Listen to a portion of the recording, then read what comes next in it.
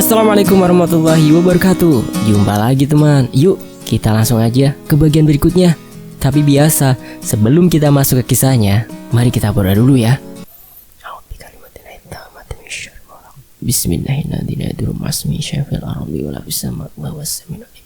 Allahumma sholli ala sayyidina Muhammad sallallahu alaihi wasallam. Oke teman-teman, kita masuk ke ceritanya.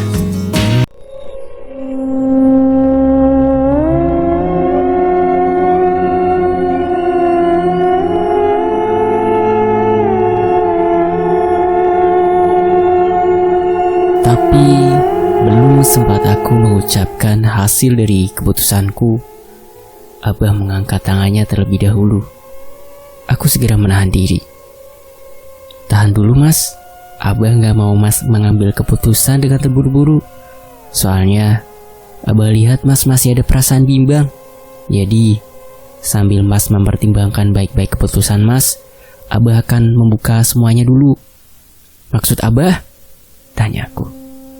Maksud Abah, biar Abah ceritakan juga siapa orang-orang yang ingin membuat si Eneng ini celaka, apa motif dan tujuannya, karena semua ini saling berkepentingan. Baik Abah, silahkan Abah lanjutkan, kataku. Sebelum Abah kembali bercerita, Abah memanggil salah seorang santrinya yang kebetulan sedang berada di pondok bagian bawah. Soleh, panggil Abah. Terdengar langkah kaki bergegas menaiki tangga kayu itu. Kemudian muncul Soleh, santri Abah yang masih berusia belasan tahun. Iya Bah, ada apa? Tanya Soleh sambil melihatku dan istriku. Ia sedikit mengangguk hormat. Aku dan istriku membalas anggukan itu. Abah minta tolong. Kamu ambil air di botol di kamar Abah. Tanya aja sama ibu. Ibu sudah tahu kok. Oh ya, sama bawakan kopi 2 ya, dan teh manis panas 1, ujar Abah. Baik Bah, jawab Soleh. Ia lalu bergegas turun. Setelah kepergian Soleh, Abah bersiap memulai ceritanya.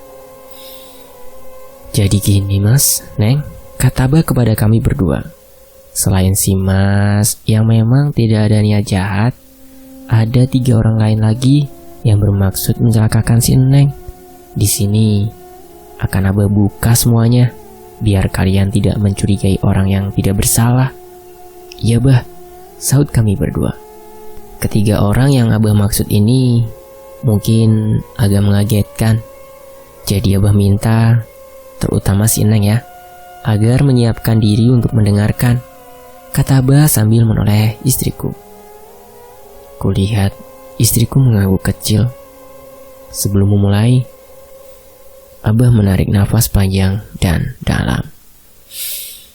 Semoga apa yang Abah akan katakan ini semuanya berasal dari Yang Maha Kuasa, Allah Subhanahu wa Ta'ala. Karena Abah hanyalah manusia biasa seperti kalian. Hanya saja, alhamdulillah, Abah dikasih kepercayaan sama Gusti Allah, sebuah kelebihan. Dan kelebihan ini mudah-mudahan bisa Abah gunakan untuk kebaikan. Amin Bah, kataku. Dari yang Abah lihat, 2 dari 3 orang ini sudah bekerja sama untuk menghancurkan Eneng. Abah kembali menarik nafas dan mengembuskannya. Seperti ada beban yang sangat berat. Entahlah, aku tak tahu. Orang pertama namanya adalah Iyah, kata Abah sambil melihat reaksi istriku. Kulihat tidak ada perubahan yang berarti di raut wajahnya. Karena yaitu dari yang kudengar dari istriku, sudah agak lama keluar dari pabrik. Si Iyah ini Abah lihat sudah tidak bekerja di pabrik lagi. Tapi dia mempunyai rasa dendam pribadi kepada Neng, karena Neng sudah memecatnya dan mengeluarkannya dari pabrik waktu itu. Nah, kebetulan orang tua si Iyah ini adalah seorang dukun yang biasa dimintai tolong warga sekitar. Sebenarnya sudah lama dukun ini berniat mencelakai Eneng dan si Mas. Hanya saja, alhamdulillah, ilmunya masih belum mampu menembus pagar gaib Eneng dan si Mas, ujarnya. Aku tahu Abah sengaja merendah dengan tidak menyebutkan pagar gaib apa itu. Karena seingatku, sekitar setahun yang lalu, kami berdua pernah diruat oleh Abah. Abah hanya bilang itu untuk membersihkan energi-energi negatif di tubuh kami, juga untuk jaga-jaga badan aja. Jadi secara tidak langsung, itu menunjukkan bahwa ilmu orang tua ia masih di bawah Abah. Saat Abah hendak berbicara kembali, Soleh muncul dengan membawa nampan yang berisi semua pesanan Abah.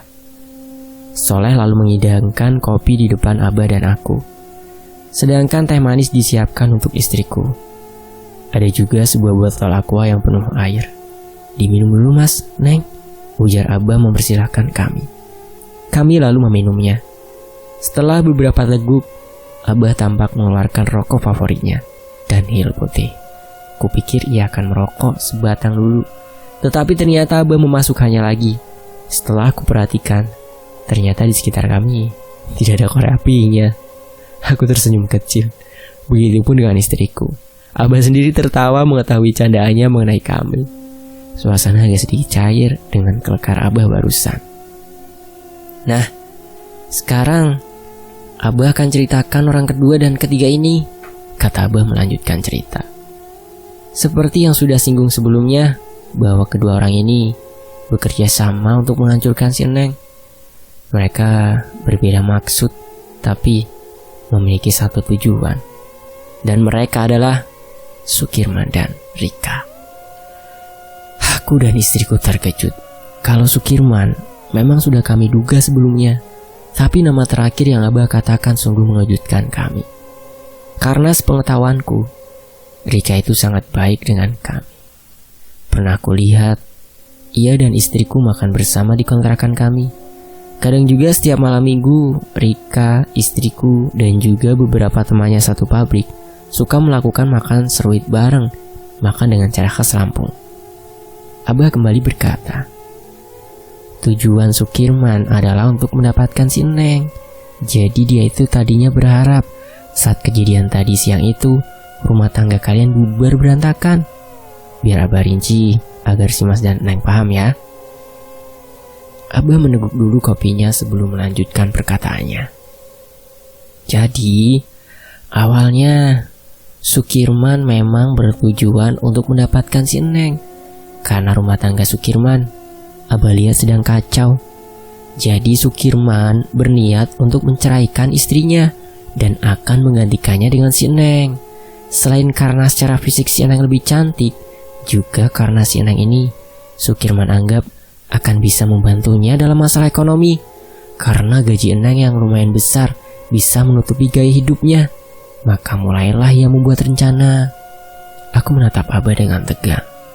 Tak kusangka Sukirman sudah memikirkan hal sekeji itu, berniat menghancurkan rumah tanggaku demi kepuasan dia sendiri.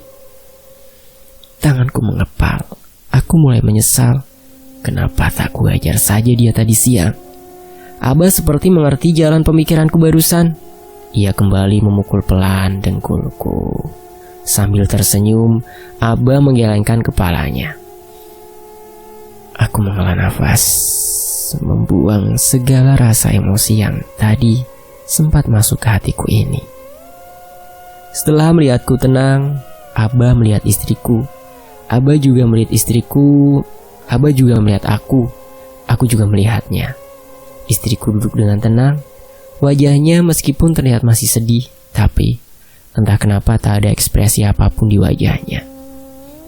Nantinya setelah beberapa lama, di saat aku tanya perasaan waktu itu ya, istriku berkata, Bunda waktu itu udah capek ya. Bunda udah pasrah dengan semua keputusan yang akan ayah katakan. Air mata Bunda juga udah capek. Jadi Bunda udah lillahi ta'ala ya. Abah lalu berkata lagi, langkah yang pertama Sukirman jalani adalah ia mulai sering memperhatikan si Neng. Karena ilmu Sukirman itu ada di kedua mata dan alisnya. Jadi dia itu berusaha untuk si Neng melihatnya dan saling bertatap mata agar Sukirman mulai bisa melancarkan aksi peletnya. Hanya saja ilmunya itu masih tak sanggup untuk masuk ke dalam tubuh Neng. Dan secara tak sengaja bertemulah ia dengan Rika. Aduh, jantungku berdebaran karena cerita ini aku yakin akan memasuki intinya. Rika sendiri iri dengan kesuksesan si Eneng. Abah berkata lagi nih ya seperti itu. Karena ia merasa kerjaannya sudah repot dan banyak, tapi gaji hanya setengah dari gaji si Eneng. Dan dia berambisi untuk menyingkirkan si Eneng dari pabrik itu, agar nantinya ia bisa mendapatkan posisi sebagai supervisor. Lalu, sepenglihatan Abah, Rika ini bertemu dengan Sukirman saat mereka berdua tak sengaja bertemu di sebuah tempat yang keramat, saat mereka sedang tirakat untuk mencelakakan si Eneng. Aku lalu menyela perkataan Abah. Maaf Bah, tapi bukannya kalau kita ziarah atau tirakat itu untuk keperluan yang baik-baik saja, dan tempat yang diziarah itu biasanya makam-makam wali atau orang-orang soleh? Tanyaku. Abah tersenyum. Mas, di tempat-tempat itu tidak saja berdiam ruh-ruh para wali yang diizinkan Allah untuk memberikan manfaat, tapi juga ada jin-jin kafir yang bersiap untuk menyesatkan orang-orang yang datang dengan maksud dan tujuan buruk. Mas paham kan? Ruh di sini Abah tidak menjelaskan dengan detail ya, apakah itu ruh aslinya atau jin korin atau apapun itu. Aku pun mengangguk. Nah, para jin-jin jahat itulah yang membantu orang-orang seperti mereka untuk memuluskan jalan mereka, jelas Abah. Lalu katanya lagi, di saat mereka bertemu dan akhirnya saling berbincang, ternyata mereka satu tujuan dan dibuatlah rencana itu. Di sini peran Sukirman adalah sebagai pelaksana, sedangkan Rika sebagai backup-nya. Dan hal yang pertama mereka lakukan adalah bersama-sama mengirimkan ilmu jahat kepada Eneng. Dan di saat itu, Eneng sudah mulai tak kuat karena diserang oleh 3 kekuatan secara bersamaan. Meskipun tak kena secara telak, tapi itu berhasil membuat pertahanan si Eneng tergoyahkan. Eneng mulai merasakan sakit dan tak enak badan, sehingga Eneng mulai sering melamun. Istriku menatap Abah dengan mata sayu. Entah apa pemikiran di dalam kepalanya itu. Lalu, di saat Eneng mulai melemah dan sering melamun karena kurang fit saat bekerja, Sukirman melepaskan jin kafir peliharanya, berupa sosok makhluk hitam tinggi dengan rambut yang lebat. Sukirman berharap kalau si Eneng akan pingsan, tapi Eneng masih memiliki sedikit kekuatan untuk bertahan. Tapi, hal itu sudah cukup bagi Sukirman untuk melakukan aksinya yang kedua. Sewaktu Eneng lemas, Sukirman dengan cepat berusaha memberikan air yang sudah ia siapkan untuk Eneng minum. Dan dengan bantuan Rika, Sukirman bisa membuat Eneng meminumnya. Dan saat itulah, pelet yang Abah katakan sebagai pelet orang Banten mulai merasuki tubuh Eneng. Aku mengangguk-angguk mengerti akan apa yang terjadi dengan istriku. Abah berkata lagi, nah, setelah pelet orang Banten ini masuk, maka secara perlahan ilmu ini akan memaksa Eneng untuk terus memikirkan Sukirman siang dan malam. Nah, di saat Sukirman dan Rika sudah yakin akan ilmu itu, Rika menyuruh Sukirman untuk melaksanakan rencana terakhirnya, membuat si Mas menceraikan si Eneng. Dan caranya adalah seperti yang tadi terjadi siang ini. Sukirman sengaja menutup pintu di saat ada yang melintas, sehingga orang yang melintas itu bisa menjadi saksi bahwa Eneng telah memasukkan laki-laki lain ke dalam rumah, dengan harapan bisa menggugah kemarahan si Mas, sehingga si Mas akan menceraikan si Eneng. Lalu, keuntungan bagi Rika adalah setelah nama baik Eneng tercemar di lingkungan pabrik, akan dengan mudah bagi Rika untuk menghasut orang-orang pabrik, terutama atasan-atasan di pabrik. Setelah bukti cukup, maka Eneng pasti akan dikeluarkan dari pabrik itu.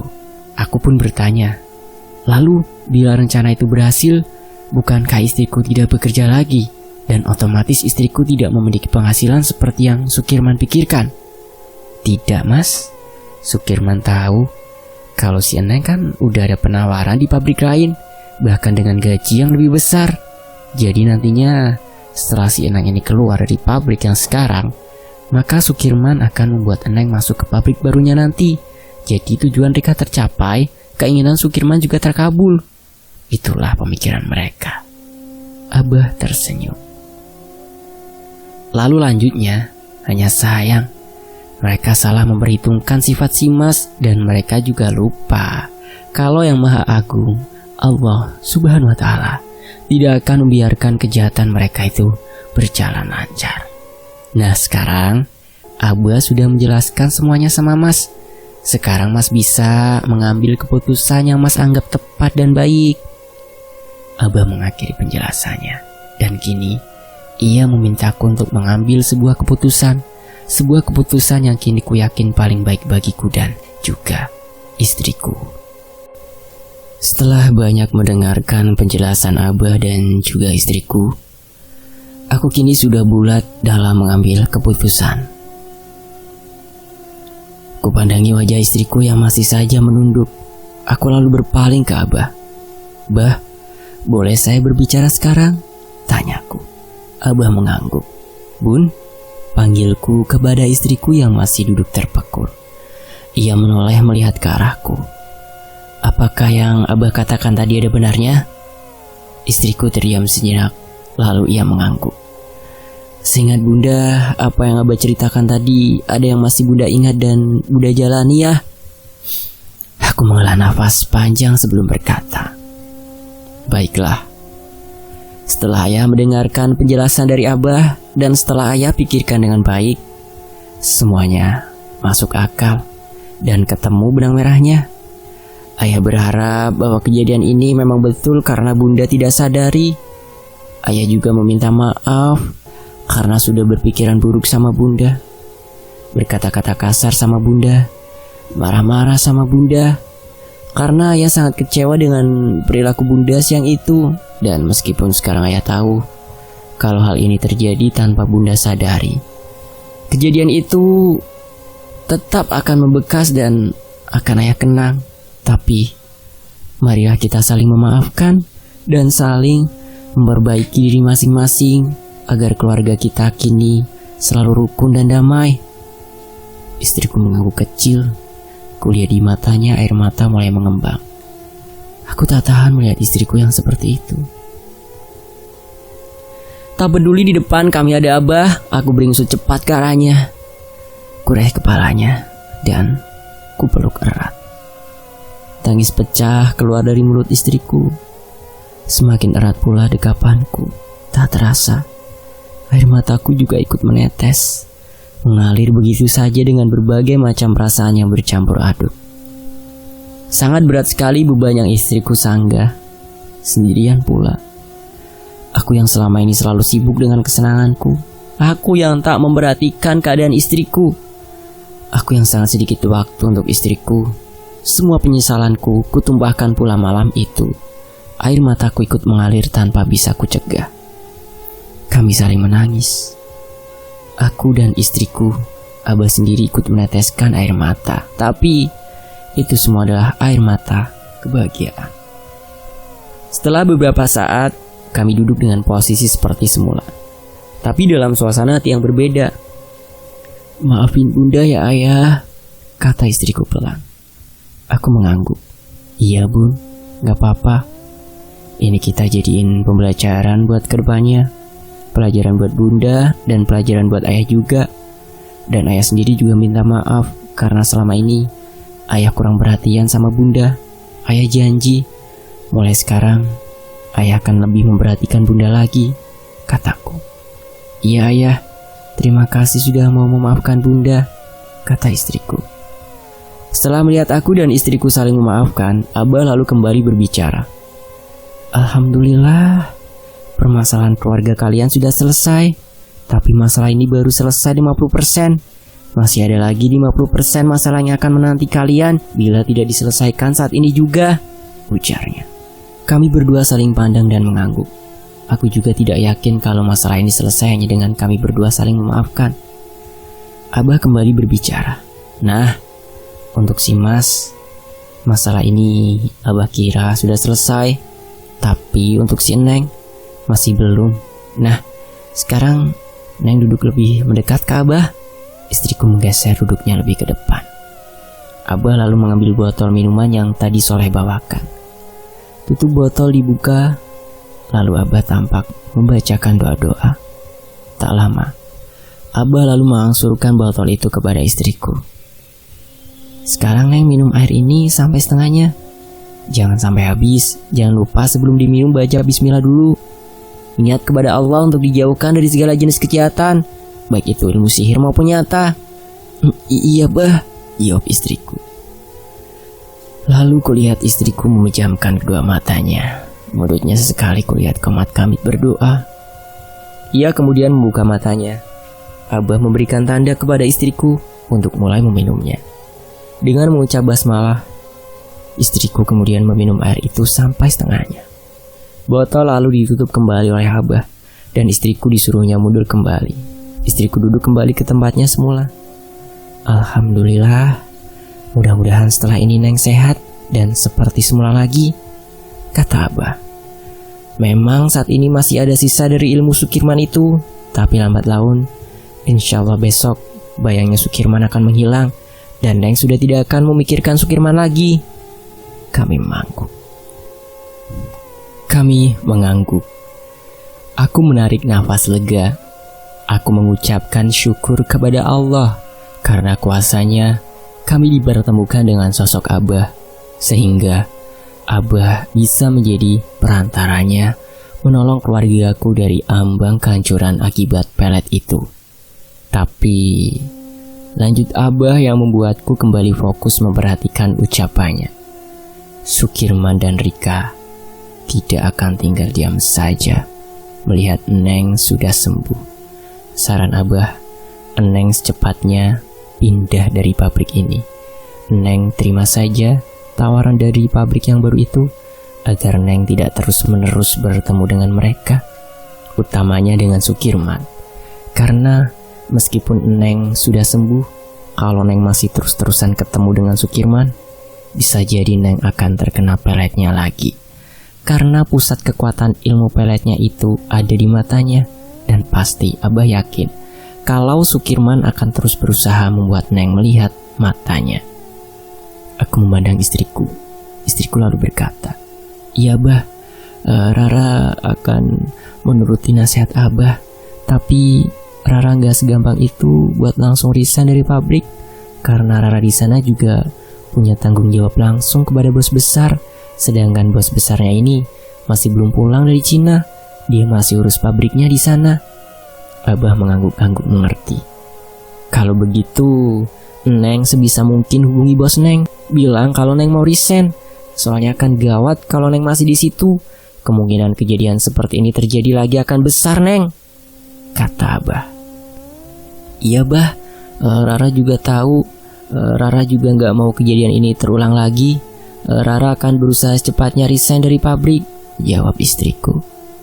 Aku lalu mencoba bertanya kepada Abah, "Bah, punten, apa bisa Abah kasih istri saya pegangan buat sementara ini? Biar istri saya gak gampang kena pelet itu lagi. Untuk sementara aja, Bah." Abah menunduk sejenak, mencoba berpikir solusi yang tepat. Tak lama, "Baik Mas, Abah nanti akan kasih pageran buat badan dan rosin Neng, biar ilmu pelet Sukirman gak tembus. Tapi Abah gak bisa janji untuk berapa lamanya. Pageran ini lalu buat menguatkannya, si Mas juga akan Abah kasih amalan buat Mas amalkan. Gunanya adalah Mas akan menjadi perantara Abah buat menjaga pageran badan si Neng, biar gak gampang tembus selama Neng masih kerja di pabrik yang sekarang," kata Abah sambil melihat ke arahku. Aku langsung mengangguk. Bagiku, kini saatnya lebih berperan aktif dalam melindungi istriku. Aku sendiri sadar, aku tidak mempunyai pegangan apapun untuk menghadapi hal-hal yang bersifat gaib. Tapi, aku memiliki sebuah keyakinan bahwa Yang Maha Adil tidak akan melihat hambanya berjuang di jalan kebenaran terasingkan. "Saya siap Bah," sautku mantap. Istriku menatap tajam kepadaku. Ia kulihat terharu. Aku yang selama ini selalu menolak segala hal yang berbau gaib, kini terpaksa harus menerimanya demi keselamatan keluargaku. "Ya sudah kalau gitu, nanti Abah akan siapkan dulu semuanya. Neng sama si Mas pasti belum sholat isya kan? Nah, sambil nunggu Abah, kalian berdua sebaiknya sholat isya dulu. Sekalian makan malam ya. si ibu udah nyiapin makan tuh di bawah, kata Abah kepada kami. Iya bah, saut kami. Setelah itu, kami bertiga segera turun ke bawah. Aku dan istriku lalu sholat Isya. Setelah selesai, apa yang Abah katakan benar. Ibu sudah menyiapkan makan malam bagi kami berdua. Abah sendiri masuk ke dalam sebuah kamar khusus. Hampir tengah malam Abah baru keluar dari kamar itu. Aku dan istriku sudah menunggu di pondokan di lantai 1. Kami duduk di atas tikar, menunggu kedatangan Abah. Jam 12 malam lebih sedikit, Abah baru keluar dari kamar pribadinya. Kulihat Abah keluar sambil membawa sebuah kertas dan sebotol air mineral ukuran besar. Abah kemudian duduk di depan kami.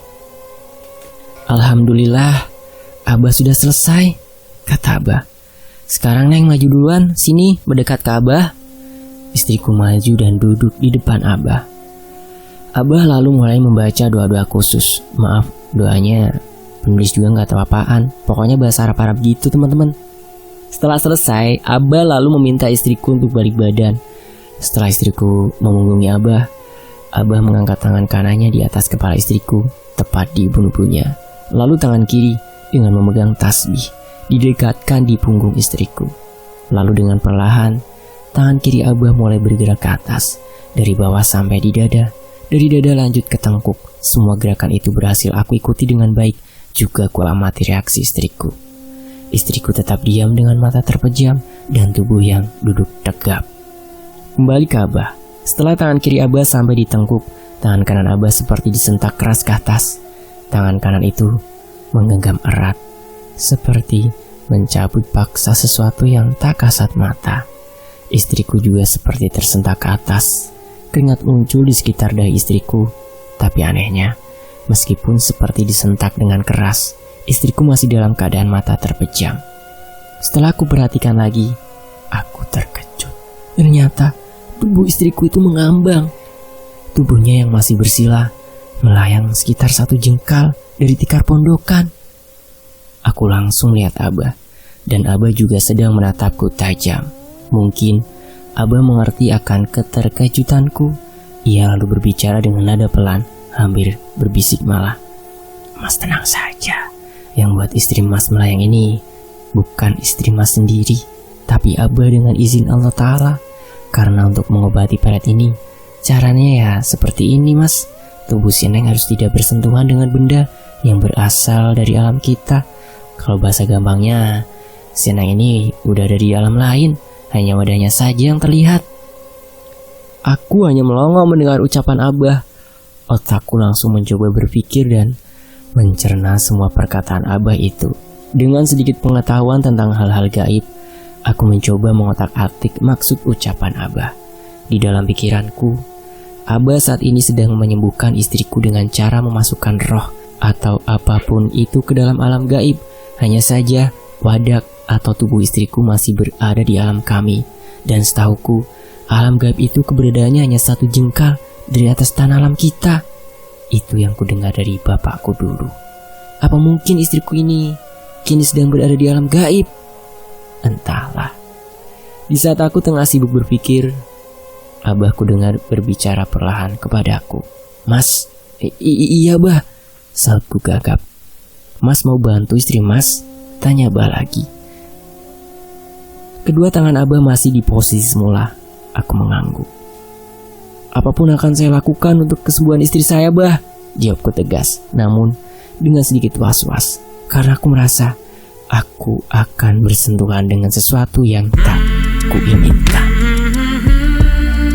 Kira-kira papa muda ini akan melakukan apa ya? Cari tahu di bagian berikutnya ya. Jangan kemana-mana teman. Admin undur diri dan wassalamualaikum warahmatullahi wabarakatuh. Apresiasi ya setinggi-tingginya buat papa muda. Dan tentunya terima kasih buat teman-teman yang udah sejauh ini menyimak kisah-kisah yang saya bawakan. Sampai jumpa di bagian berikutnya ya. Tetap di Fakta Sejarah.